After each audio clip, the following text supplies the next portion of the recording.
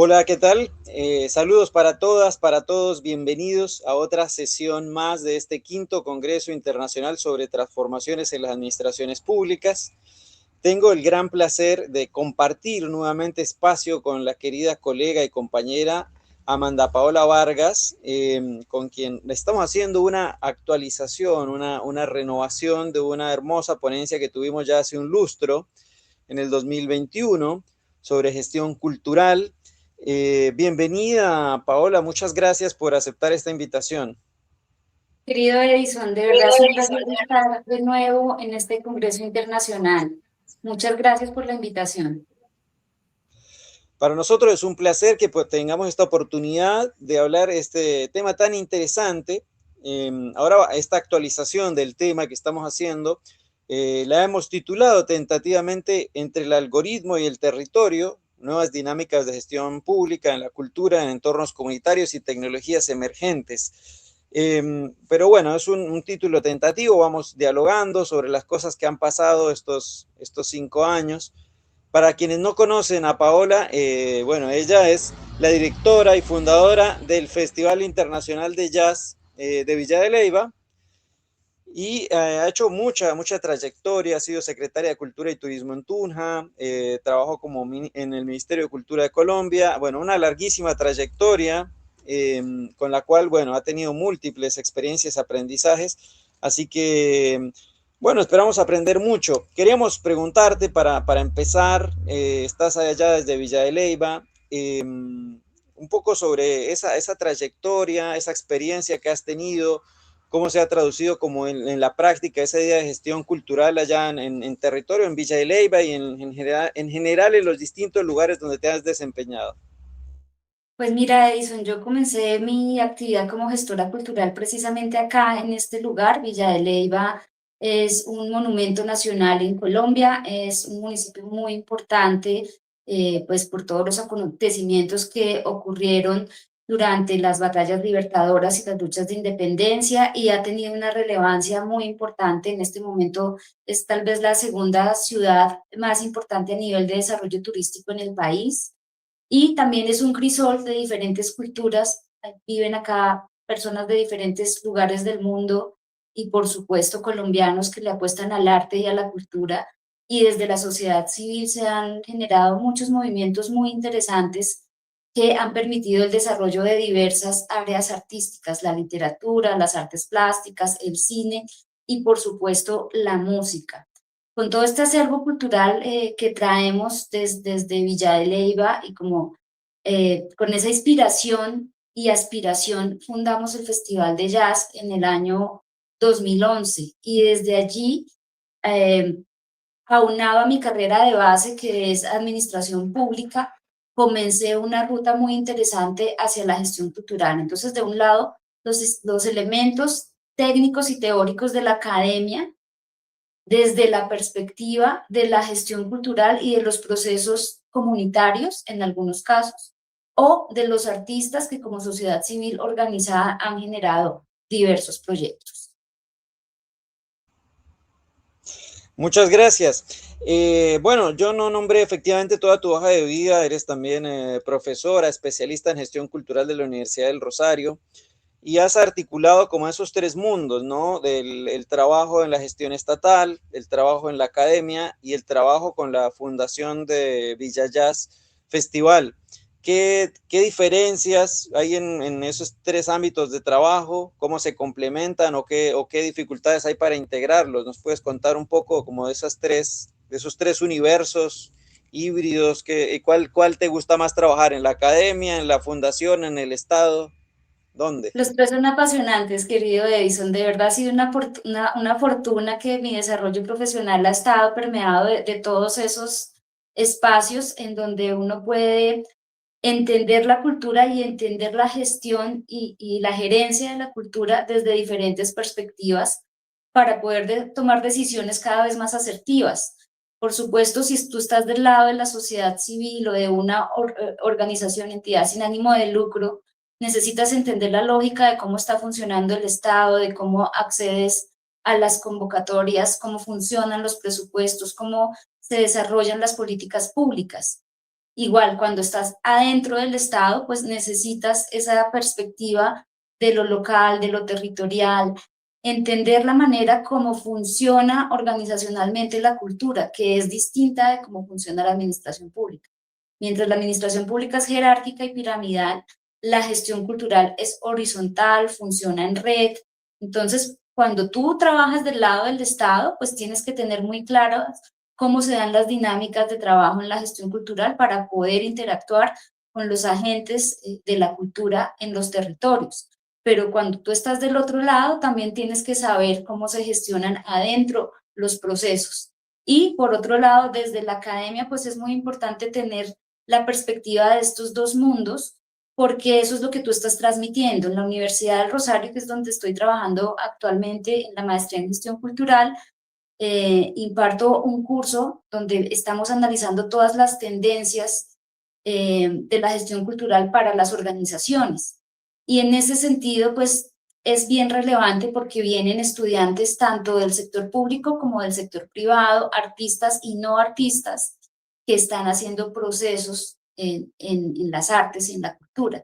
Entonces, tener el bagaje de los dos mundos me permite poder orientar los proyectos y poder dar como una asesoría, unas tutorías mucho más asertivas y poder entender de cierta manera cómo se desenvuelven estos problemas tan complejos que hay en la sociedad y que por supuesto están atravesados por la cultura. Genial, genial. Recuerdo claramente que en el último diálogo, hace un poco más de 5 años, hablábamos que pensándolo en el marco de la temática de este congreso, que es las transformaciones de las administraciones públicas, hablábamos que uno de los desafíos era, por ejemplo, el posicionamiento de la cultura en el marco de los objetivos de desarrollo sostenible.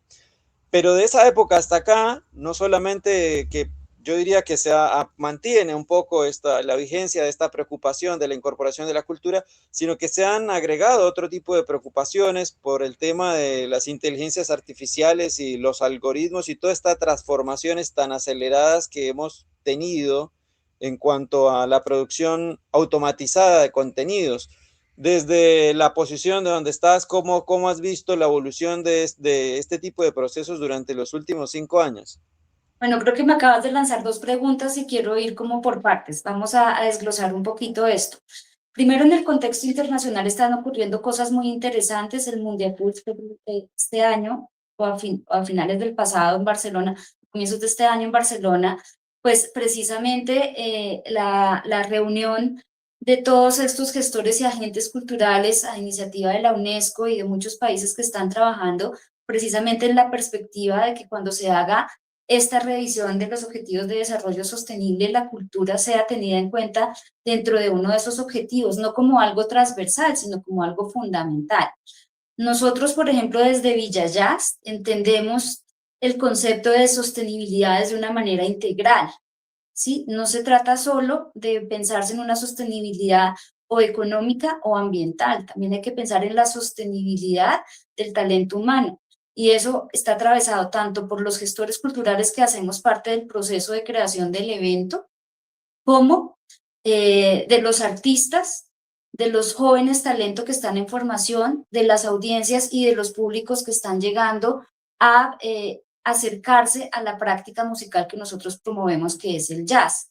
Entonces, desde ahí pues pongo el ejemplo para situar esta perspectiva de trabajo en la cual venimos trabajando en la cultura y no solamente desde Villayas, sino desde los diferentes ámbitos de cómo nos logramos pensar ese concepto de sostenibilidad mucho más allá de lo ambiental o de lo económico. Entonces, hay diversas variables. Otras tendrán que ver con el empleo, con las economías circulares, con los temas de equidad de género. Y para nadie es un secreto que la música ha tenido, pues, como una historia muy ligada a lo masculino. Y si bien eso no está mal, pues necesitamos abrir muchos más espacios para que las mujeres y la diversidad de los géneros también tengan representación tanto en los espacios de decisión de la cultura como en la escena de la música y también en los roles de la producción. Entonces, ahí se están sumando diversas perspectivas que nos hacen mirar en 360 grados de una manera holística todo este tema que tiene que ver con la sostenibilidad de la cultura, de las artes y pues de la vida misma, porque finalmente estamos atravesados por nuestra humanidad y por la necesidad de preservar y de preservarnos como especie, y obviamente estamos también atravesados por esta complejidad que nos demanda la globalización. La sostenibilidad también tiene que ver con las identidades, las diversas tensiones que podemos tener en este momento entre cómo sostenemos los procesos del origen. Este año, te cuento, Edison y queridos amigos del Congreso, este año Villa Jazz tiene un concepto curatorial asociado a volver al origen, y es pensarse cómo a través de una práctica globalizada como lo es el jazz, que ha permeado todos los países del planeta. Eh, Ahorita, el pasado 30 de abril, se celebró el Día Internacional del Jazz, que precisamente recoge toda esa diversidad y toda esa potencia que ha tenido esta práctica artística para poder proponer un lenguaje universal en la música a través de estructuras armónicas, de sonoridades, de acordes, que a su vez, a través de un lenguaje, que a su vez ha sabido dialogar con las identidades. Entonces, si bien es cierto, es una práctica que está globalizada, llega también a los territorios y nos permite volver al origen, que es el lema de Villa Jazz, como te decía, este año. Y volver al origen es pensarse las músicas tradicionales, las músicas de cuerda, en el caso de nosotros que somos del interior del país, de Colombia, donde las cuerdas pulsadas tienen una fuerza muy interesante, pero también con las músicas campesinas. Y por supuesto, en Colombia la diversidad de las prácticas artísticas es muy amplia: la música de los llanos orientales, de las costas pacífica y Atlántico, de las músicas del trapecio amazónico. Entonces, queremos como traer esa reflexión, ¿no? Cómo a través de un lenguaje que ya es universal, podemos también recuperar la raíz y ponerla en valor y ponerla a dialogar con prácticas que se pueden escuchar en cualquier lugar del planeta. Y me hiciste una tercera pregunta, y dos las volví tres, sobre la globalización, y la otra era sobre el tema de las inteligencias artificiales, ¿no es cierto? Sí, correcto, pero bueno, ahora te hago un pequeño comentario, una acotación, porque hablando de esta mezcla que estás diciendo de las músicas tradicionales con el jazz, yo que me encanta el jazz, pero también me encanta, por ejemplo, el tango. Acá, por ejemplo, el mismo Astor Piazzolla hizo desde hace bastantes 40, 50 años importantes mezclas de jazz y con el tango, que lo llevaron a proyectarse en escenarios como Nueva York y muchos otros lugares, que universaliza esa cultura local que fue el tango y que lo tecnificó y le dio un respaldo más teórico y como que procesó los saberes que eran de una música local, la volvió un poco más universal, más al alcance de toda la humanidad. Y con relación a esta cuestión, quería preguntarte, vos que tenés la experiencia tanto en la corporación Villa Jazz como en el Estado, todos estos movimientos de gobernanza nueva o algorítmica, la gobernanza, algunos movimientos de gestión pública también que te dicen, no, es mejor que estas gestiones culturales las gestionen las corporaciones o las comunidades, o en China que se hace cargo el Estado. ¿Vos desde dónde crees que es el mejor lugar para promover la cultura, hacer la gestión cultural? Pues mira, yo he venido trabajando desde la Universidad del Rosario y con el equipo de los profesores que me acompañan en la maestría sobre un concepto que se viene trabajando también desde hace muchos años, y es el tema de la cuádruple hélice. No sé si lo has escuchado nombrar, y que fue traído a colación por la misión de Sabios hace ya más de 4 años, si mal no recuerdo. Y la misión de Sabios lo que planteaba es que para que la cultura es como un gran molino giratorio. Para que tú puedas poner a mover el molino y sacar el agua, tienes que activar unas hélices en específico. No se trata de que cada hélice eh, trate de girar por su lado, porque no podría hacerlo. El viento no lograría activar el mecanismo. Y las cuatro hélices son por supuesto, el Estado en su perspectiva de garantía de derechos, la academia estructurando los procesos de pensamiento, generando nuevo conocimiento, la empresa privada impulsando los recursos económicos y la generación de bienestar, por supuesto, y la sociedad civil como ese otro motor que está dinamizando, y en el caso de la cultura, los artistas y los movimientos comunitarios de base pues se leen como esa sociedad civil. No se trata de que se gestione desde un lugar o desde el otro. Hay procesos que indudablemente se gestionan desde lo comunitario. Tú vas a un barrio en la localidad de Kennedy y la gente está organizándose de manera independiente para generar sus propios procesos. Y eso tú no lo puedes llegar a intervenir. Como Estado puedes llegar a apoyarlo, pero no necesariamente, o sea, el deber ser de las cosas no es que el Estado se apropie de esos procesos y los empiece a direccionar, sino que la gente pueda seguir teniendo la autonomía para el desarrollo de sus procesos y de su creatividad y de su expresión libre.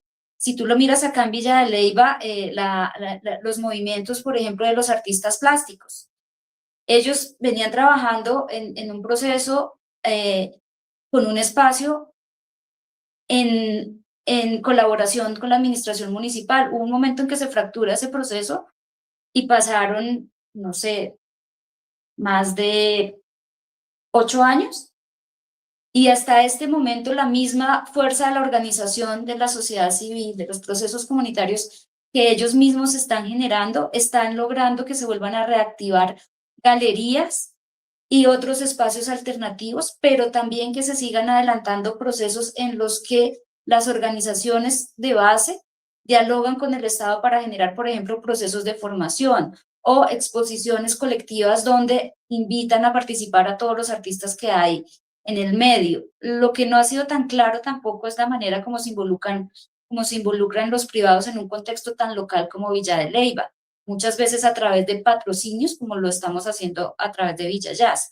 Pero tal vez el mecanismo más importante que hay en este momento en Colombia para articular la empresa privada y seguir haciendo girar la hélice es el mecanismo que se ha generado a través de CoCrea, que inicia con este concepto de economía naranja.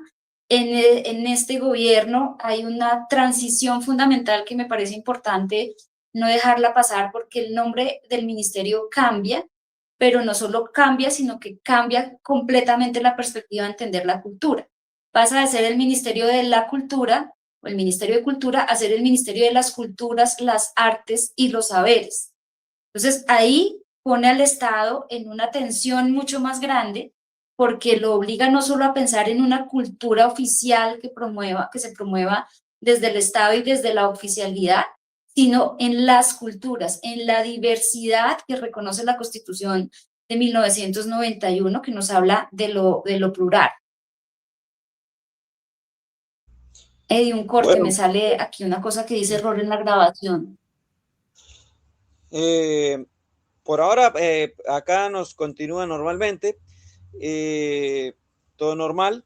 Yo quería hacerte una consulta sobre esa visión realmente hermosa, idealista en el caso colombiano, no solo la transformación del ministerio, sino también esta visión de las cuatro hélices, porque en realidad lo que vemos por acá desde el sur con la emergencia de modelos anarcocapitalistas y diferentes tendencias globales, pues uno observa que las grandes corporaciones, no solo ni hablar las financieras que tienen algún fondo de inversión, tiene un solo fondo de inversión de Estados Unidos, tiene más poder económico que todos los países de África, sino también del monopolio de ciertos tipos de producción cultural de carácter corporativo, ni hablar la que se proyecta, por ejemplo, a través de diferentes plataformas. Pensemos en los algoritmos de YouTube o de Instagram o de TikTok, que por determinado interés comercial tiene un nivel de alcance y magnitud que crea todo lo contrario a esta visión idealista de múltiples culturas, múltiples saberes o articulación comunitaria. En realidad, las grandes corporaciones y la gran trampa del mismo diseño del algoritmo y de los intereses más comerciales a veces dificultan este proceso. Entonces, por lo menos acá, visto desde el sur, obviamente que hay muchas organizaciones que hacen resistencia, pero o sea, es muchas veces mucho más disperso, atomizado el movimiento cultural comunitario. Entonces uno ve un festival como, no sé, se me viene a la cabeza ahora el Festival Internacional de Cine Político, que puede tener más de 1000 películas, muchísimas de excelentísima calidad, pero que nadie conoce, sino que van a verlas en el festival los productores, los actores y sus familiares. Y entonces, o sea, a mí digamos, me presenta como, o lo pienso como un gran desafío en términos de gestión pública, porque si no está la gestión justamente o el rol del Estado para apoyar esa gestión comunitaria, pues cada vez es más débil, cada vez es más invisible y más atomizada. Bueno, no sé qué opinas vos, ¿no? Al respecto. Me puse a hablar yo y tú, la experta sos vos. No sé qué opinas al No, no, respecto. no, está muy bien porque es importante poder compartir estas visiones, ¿no? A veces hay perspectivas que nos son complementarias y eso me parece pues muy interesante en este diálogo que es tan abierto y tan plural y que pues también esperamos que las personas que nos están viendo nos dejen sus comentarios y también nos dejen sus preguntas para después seguirlas debatiendo. No se trata de esto pues de un monólogo. Am, Frente al tema del algoritmo, y después quisiera devolverme un poquito a lo que te estaba contando de Cocrea, pero frente al tema del algoritmo, de las plataformas, del streaming, y en este caso quisiera referirme a lo que estoy estudiando y a lo que me compete, que es el negocio de la música, pues yo tengo como varias perspectivas. De un lado, pues el negocio de la música se ha transformado totalmente con la emergencia de las plataformas para el disfrute de la música. Y obviamente, seguramente tú consumes Spotify o Tidal o Apple Music o YouTube Music. Y es la manera como estás accediendo a la música mainstream o a la música más popular o más difundida por el mercado. Pero de otra parte, y me devuelvo al festival, es importante entender que hoy en día tenemos unas herramientas muy valiosas a través de lo digital. Y es importante entender que son medios, que no son fines en sí mismos, sino que son medios que nos permiten comunicarnos, que nos permiten divulgar, que nos permiten que esa manifestación local de un guitarrista clásico en La Guajira con Acervo Guayú pueda poner su música en una de estas plataformas y ser escuchado en cualquier lugar del planeta. Y eso es una gran posibilidad que nos permite la tecnología. Y obviamente sabemos que hay diversas capas de las revoluciones industriales y tecnológicas y sabemos que tenemos territorios en donde esas capas se empiezan a desarrollar a su propio ritmo, ¿sí? Y ahí tenemos también que ser muy asertivos para podernos comunicar y para podernos relacionar con la tecnología. Pero para nadie es un secreto que hoy en día tú vas, por ejemplo, en Colombia, me imagino que en Argentina es igual, a cualquier territorio y las personas usan su celular, usan su WhatsApp, acceden a YouTube en su gran mayoría, a menos que te desplaces, no sé, a una comunidad súper aislada en el Amazonas.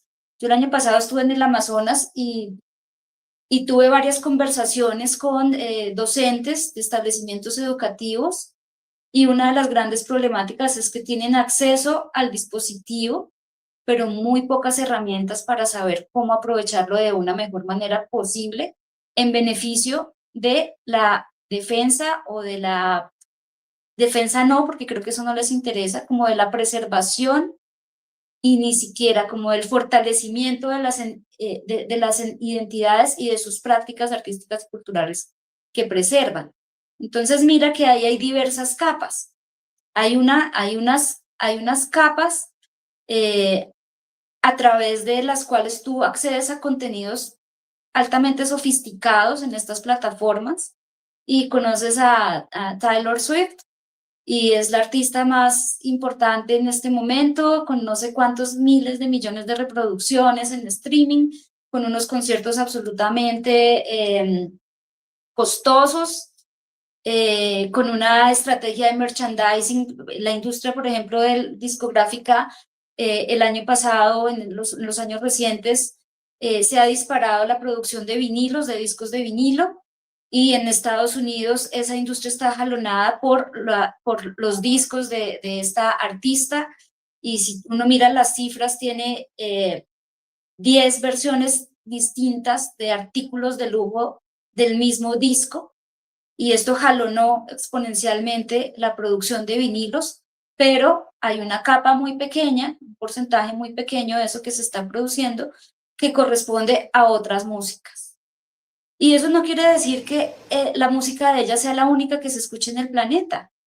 Para eso existe algo como Villa Jazz, que son espacios de festivales que los hay acá y en muchos lugares del planeta, donde se están promoviendo otras prácticas artísticas, porque hay muchas músicas emergentes.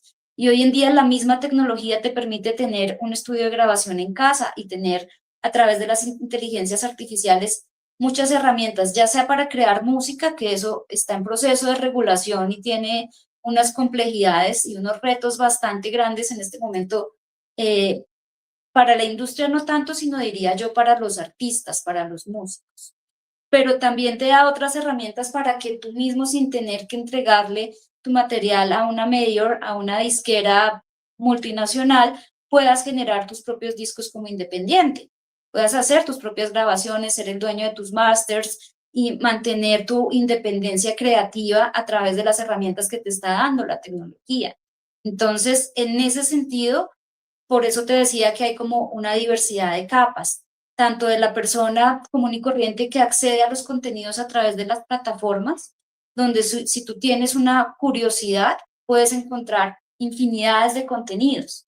Ahora, y me devuelvo un poco a lo que conversábamos hace un momento, sobre las políticas públicas, y me parece que hay un giro trascendental a nivel planetario, me atrevería a decir, y es esto que sucedió hace unos años en la cumbre de Abu Dhabi con respecto a la educación artística. Y la cumbre lo que hace es poner en valor la potencia que tiene la educación artística y buscar la manera de que eso sea universal. Si uno lo piensa, por ejemplo, en Argentina, entiendo que la cátedra de música y de artes ya está universalizada. No sé, tú me corriges, o no sé si tengas información, pero en estos días un colega argentino me comentaba que pues eso no era un problema, porque pues eso hace parte ya del currículo común y corriente de los niños. En Colombia, a través del programa primero Sonidos para la Construcción de Paz y después Artes para la Paz, que es el que se está consolidando ahorita y del cual tuve el privilegio de apoyar en su creación, pues son procesos que vienen impulsando la garantía de los derechos culturales de los niños y niñas desde el Estado. Entonces ahí volvemos a pensarnos desde la cuádruple hélice, cada aspa tiene una tarea muy fundamental, y en el sentido en que el Estado tiene la responsabilidad de la garantía de los derechos culturales, y lo pensamos desde la educación artística, pues cuando tú tienes la posibilidad de formarte, de acceder, de conocer, de saber que no solo existe J Balvin, por poner un ejemplo igual, sin ningún matiz negativo, sino que te abre un mundo de posibilidades, que puedes conocer desde que existió Bach, Chopin, desde que existe el jazz, el bossa nova, el tango, anyway, la infinidad de prácticas que tú te puedas encontrar y que los niños puedan acceder a eso, que los niños puedan reconocer su cuerpo, reconocer su voz, reconocer su expresión. Entonces, cuando el Estado empieza a garantizarte eso, también se está construyendo una masa crítica que te permite abordar de manera distinta los contenidos que tienes a disposición en la plataforma, ¿sí? Porque cuando Sí. tú tienes esa posibilidad de comprender de una manera más amplia las manifestaciones artísticas, las prácticas culturales, ¿sí? De acercarte de una manera sensible al otro, de reconocer la diferencia, porque eso es algo que también te permite el arte y obviamente sin pensar que el arte lo resuelve todo, sino entendiendo que nos permite unos niveles de acercamiento y de trabajo con el otro que pues cambian nuestro desarrollo humano, ¿no? Cambian nuestras habilidades y nuestras capacidades. Entonces, eso te permite relacionarte de manera muy diferente con respecto al algoritmo, con respecto a lo que te propone el algoritmo. Porque si tú miras, por ejemplo, mi YouTube o el tuyo, el algoritmo te está mandando contenido asociado a lo que tú ya estás consumiendo, pero también puedes generar otros espacios críticos con otros donde necesariamente puedes abrirte a otras posibilidades, ¿sí? Entonces también depende de tu postura crítica y de cómo te has venido formando. Y ahí hay una responsabilidad tanto de la academia como del Estado.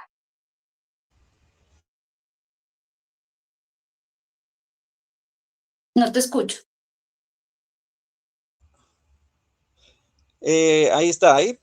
Sí, Bueno, justamente con relación a lo que vienes diciendo, claro, tenés razón en el sentido en que si no es por el Estado, pues no hay promoción de saberes locales. Por ejemplo, el posicionamiento del tango, del folclore en Argentina o de la Cátedra de Artes es justamente porque el Estado designó una frecuencia de una radio pública solamente dedicada a tango o solamente una frecuencia de radio pública dedicada a folclore o una academia, una escuela completa para enseñar folclore o otra para enseñar tango, a bailarlo y otra para interpretarlo. Si no estuviese ese rol del Estado, y probablemente todos bailarían solamente lo que las grandes corporaciones le venden. Y se me viene a la memoria, por ejemplo, ahora en el caso de Boyacá, yo crecí allá y en la época que yo era chico,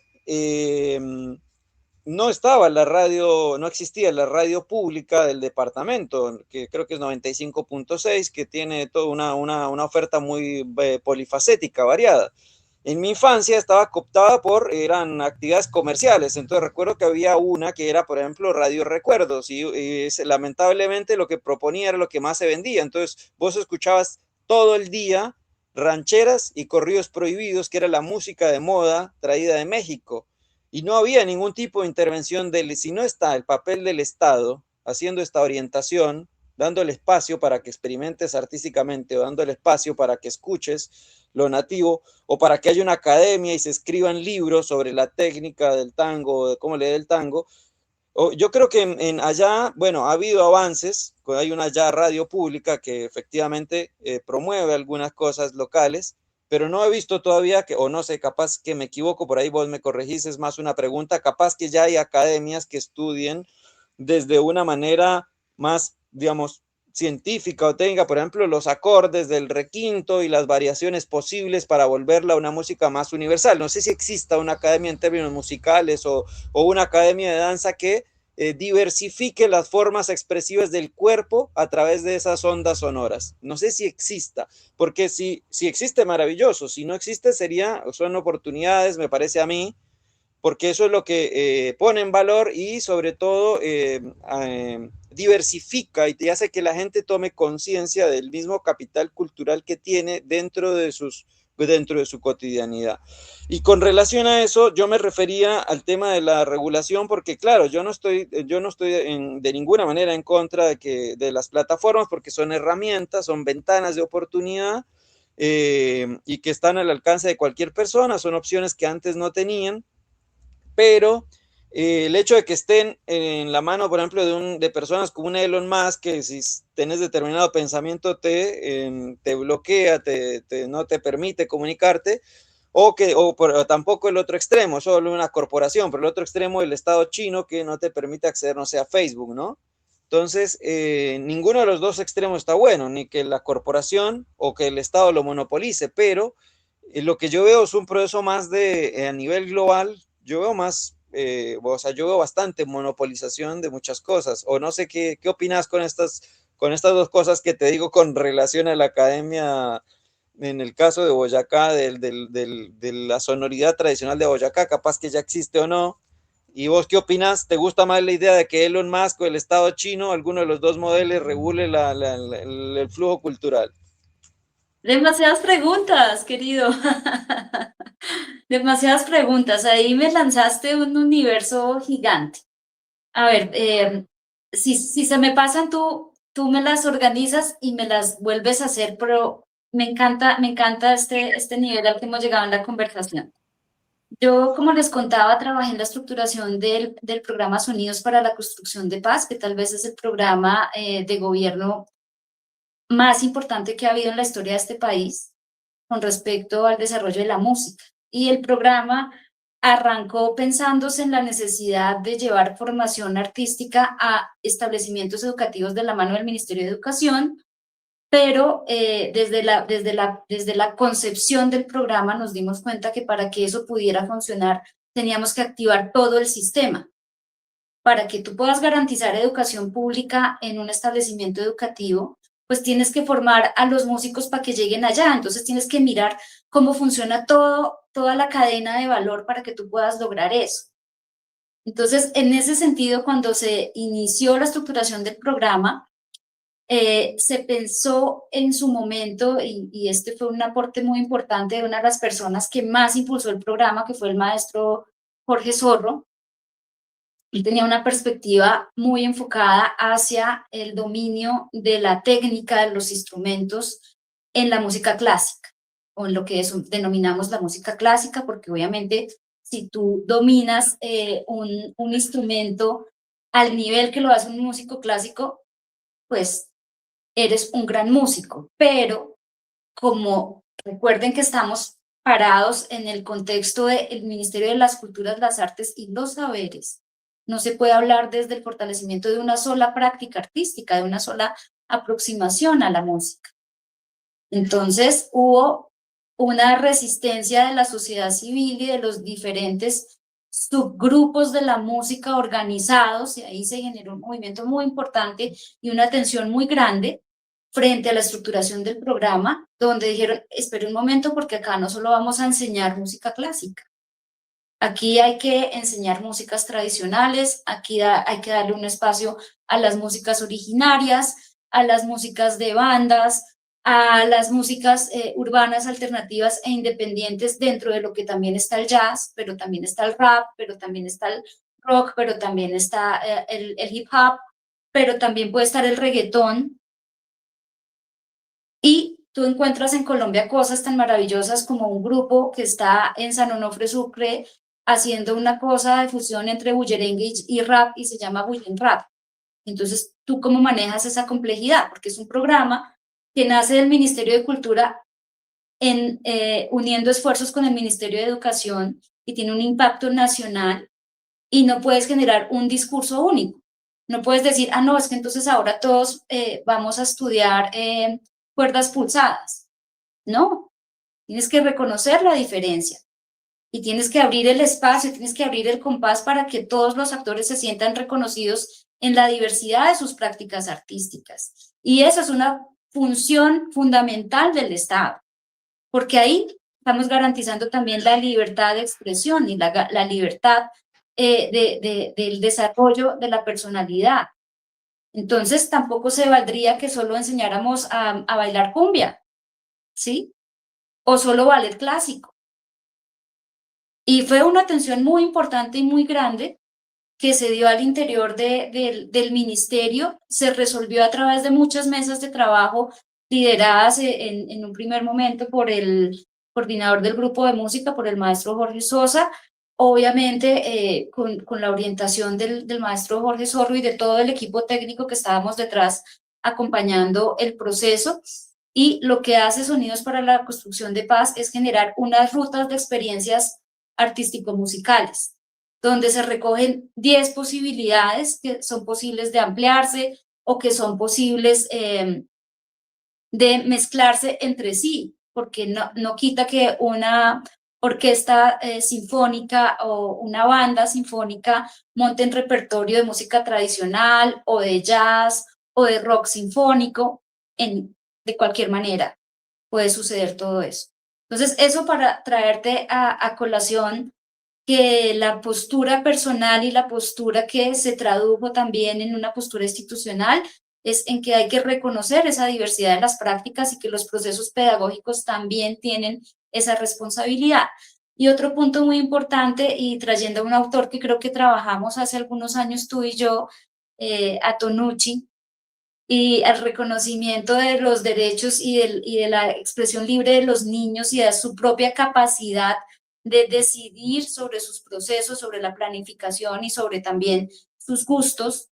Y fue como una insistencia desde lo personal, pero también desde el rigor de lo técnico y lo profesional que tuve con el ministerio y que es muy difícil de movilizar, y es que no solo se trata de llegar a imponer un programa educativo en un aula, sino que cuando tú te pones el reto de generar un proceso formativo a través de la experiencia, reconoces la experiencia del otro como sujeto activo de la práctica, ¿sí?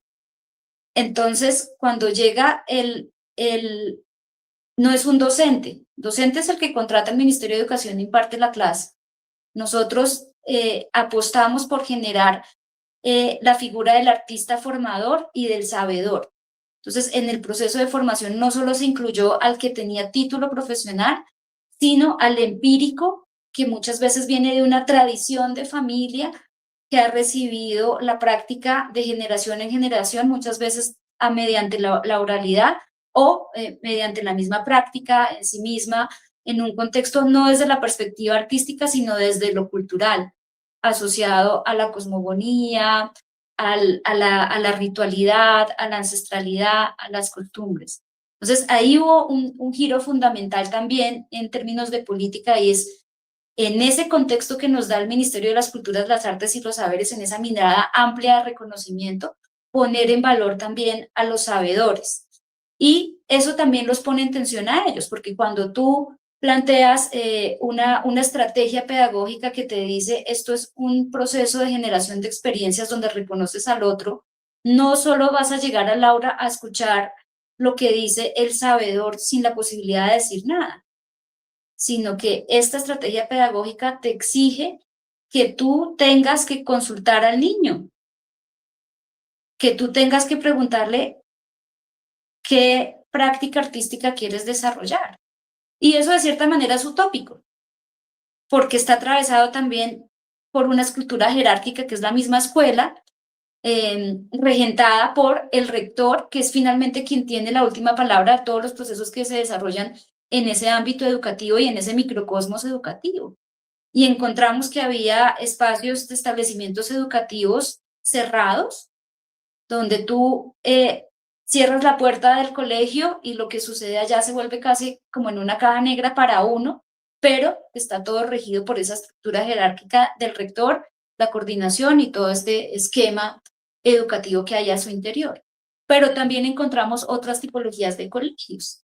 Encontramos los etnoeducativos, que viene desarrollándose un proceso muy importante a través de un decreto del Ministerio de Educación, concertado con muchos actores muy valiosos de las comunidades étnicas que están reconociendo a través del CEPI, que es este sistema para la educación propia, que se está desarrollando en el país y que reconoce la diversidad de los procesos formativos que se dan en las comunidades indígenas, y también otros establecimientos educativos comunitarios que no tienen esa sensación de caja negra, sino que por el contrario están permeados por la comunidad. Entonces el sabedor que está afuera no se siente afuera, porque es el papá del niño que está en el colegio, o es el tío, o es el abuelito, o es el amigo, y esas prácticas artísticas circulan entre el colegio y la comunidad. La comunidad se integra al colegio. Entonces, ahí hay unas posibilidades grandísimas que encontramos a través de este programa, que les cuento que después de Sonidos para la Construcción de Paz se amplió a las otras áreas artísticas, y ahorita tiene una apertura mucho más grande al teatro, a las audiovisuales, a la literatura. Están en proceso de incorporar las artes plásticas, bueno, para que estén todas las artes recogidas allí.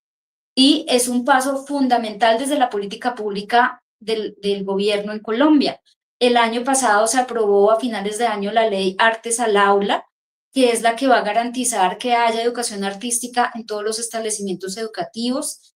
El año pasado se incorporaron a la planta temporal más de 1000 artistas, más de 1000 formadores en artes al Ministerio de Educación, que son plantas que permanecen y que van a empezar a permear la totalidad de los establecimientos educativos, y en este momento el gran reto del Ministerio de Educación y del Ministerio de Cultura es precisamente garantizar la universalidad del derecho a la educación artística en las aulas. Entonces, ahí hay un factor bien importante que nos está dando como una ruta de hacia dónde se está moviendo la política pública cultural en nuestro país. Y pensando en esa perspectiva de sistema, pues no solo se fortalece el aula, también es necesario fortalecer las instituciones de educación superior que están formando para la docencia en artes. Y en ese sentido encontramos pues, una gran resistencia al cambio, que es un proceso, que bien se viene dando y que el mismo programa y la estrategia pedagógica dio un giro trascendental, por ejemplo, en la Universidad Pedagógica Nacional, que nos acompañó en el proceso de formación a formadores, y que eso también generó tensión, pero también un desafío muy interesante para pensarse la práctica pedagógica.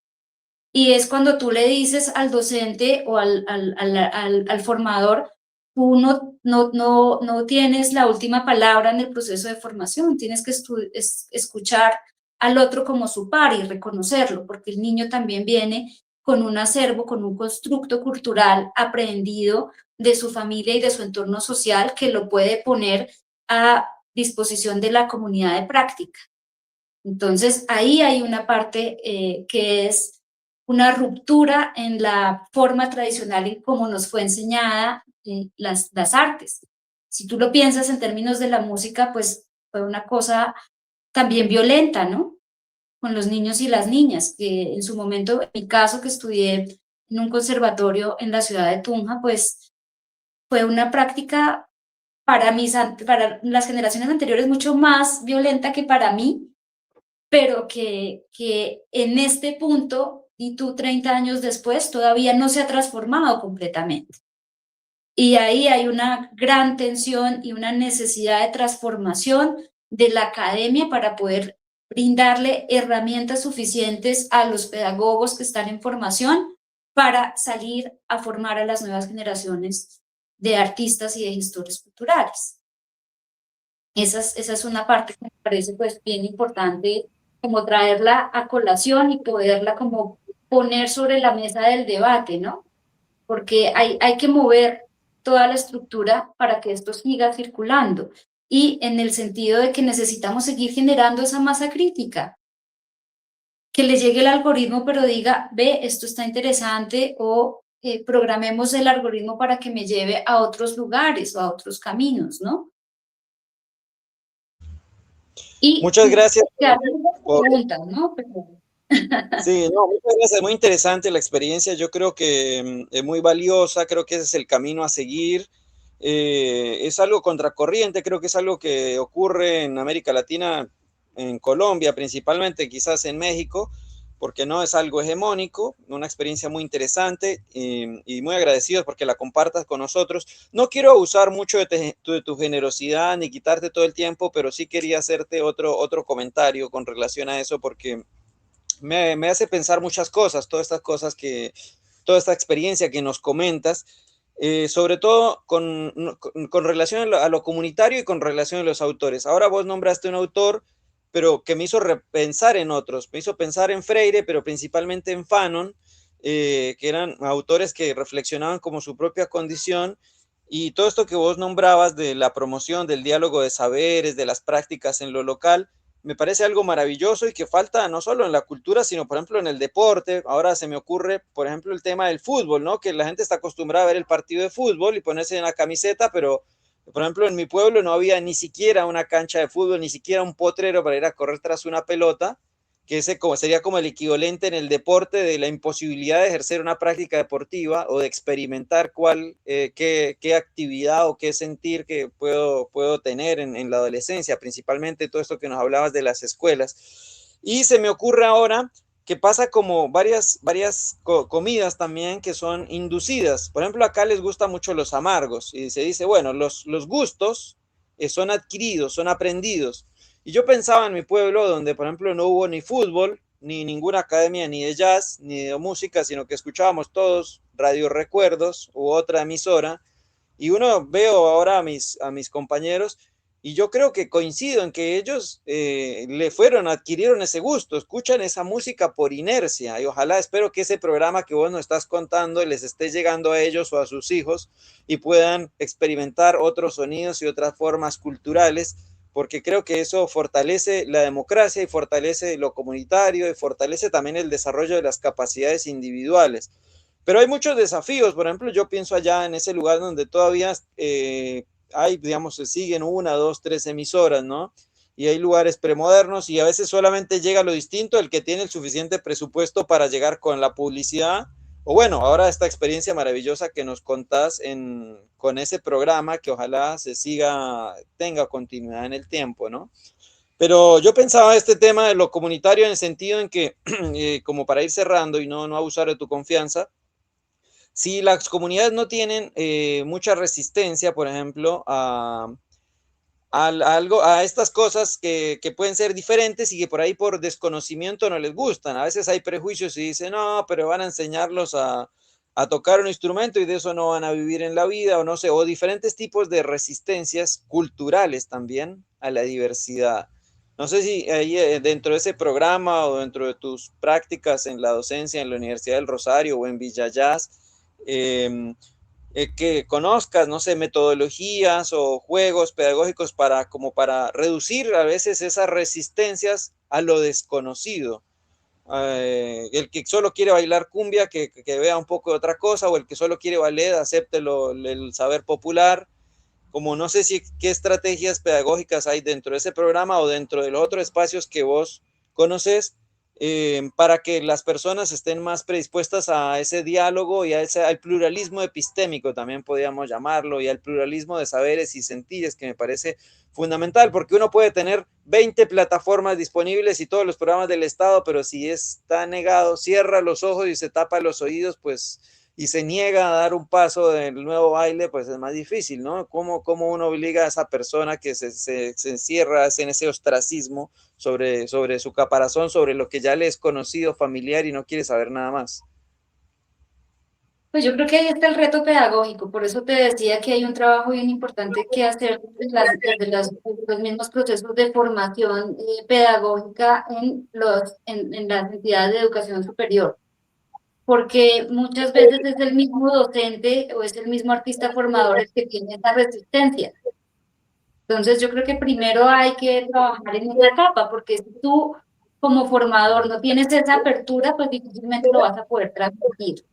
Y de cierta manera, desde Villayas, pues mira que hemos tenido unas experiencias bien interesantes. Nosotros hacemos un proceso de formación que se llama Semillas de Jazz, que tiene varias aristas, entre ellas un programa de radio que se llama Encuentros con el Jazz, que se lo pueden encontrar por YouTube a través de la emisora de la Escuela Superior de Administración Pública de Colombia y se llama Radio Estado. Y ahí podemos entrevistar a diversos músicos, a diversas propuestas, ya no solo de jazz, sino de diversas fusiones que están haciendo músicos colombianos y también internacionales, y donde pues quien se anima a escuchar el programa pues está expuesto a la diversidad. Ahora, si lo vemos desde Villa Jazz, pues este es un festival en su mayoría, casi el 80% de las actividades son gratuitas, y tú llegas a la plaza principal de Villa de Leyva, que como les decía es un pueblo colonial, de traza española, tiene una plaza principal que tal vez es una de las más grandes de América Latina, y allí disponemos de la tarima, y la gente que llega al festival que ocurre durante el puente festivo de San Pedro y San Pablo, la gente tiene la posibilidad de encontrarse con la música, ¿sí? O sea, tenemos tanto un público de nicho que sabe que ocurre el festival y que llega, pero ese fin de semana la población de Villa de Leyva se puede triplicar o cuatriplicar con población flotante turista. Entonces la gente está expuesta a las nuevas apuestas musicales que programa el festival en esos 2 días en que se desarrolla. Y cuando uno lo piensa, por ejemplo, en ejercicios como semillas de jazz en el aula, pues yo creo que tiene que ver mucho con arriesgarse. Cuando yo llego a un establecimiento educativo en la avenida Llano Blanco, en Villa de Leyva, y les hablo a los niños del jazz, pues también tengo que encontrar las herramientas pedagógicas para poder dialogar con ellos. O cuando voy a dar un taller para niños voluntarios de la Cruz Roja, en Tunja, también tengo que mirar cómo puedo adaptar el lenguaje para ponerme a su nivel, buscar herramientas pedagógicas, por ejemplo, videos de Silent Symphony, que a través del jazz recrean situaciones particulares del cómic o de dibujos animados pensados para niños, pero que también están llevando la narrativa de la música jazz que se generó en esa época. Entonces tú a través del discurso puedes generar esa sensibilización y esa apertura. Y como te decía, cuando tú abres la posibilidad a la comunidad de práctica e interpelas al niño y le preguntas a ti qué te gusta, qué música te gusta, cuál escuchas en tu casa, y le das la palabra a todos los 15, 20 muchachitos que estén sentados en el espacio y empiezas a escuchar esa diversidad o también escuchas el silencio como un mecanismo para que los niños entiendan que así como es de válido el sonido, la ausencia de sonido también es importante. O también cuando tú lo sensibilizas con el pulso de su corazón.